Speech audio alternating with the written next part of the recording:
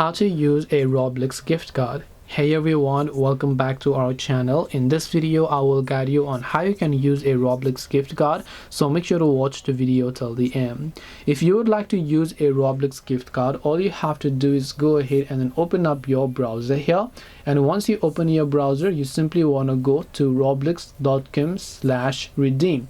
I'll also make sure to drop this link below, roblox.com/redeem, and then you'll directly come to this page where it says redeem Roblox codes. First of all, make sure you sign into the Roblox account and make sure you enter your gift card code. Tap the redeem option, and then you can use that gift card code on any of the other games of Roblox that you play, or maybe you want to purchase some Robux. You will get and you can use those Robux for other things that you might want. This way you can use a Roblox gift card. Hope this video was very helpful. If you have got any more questions, feel free to leave them down below. Thank you for watching and see you in the next video.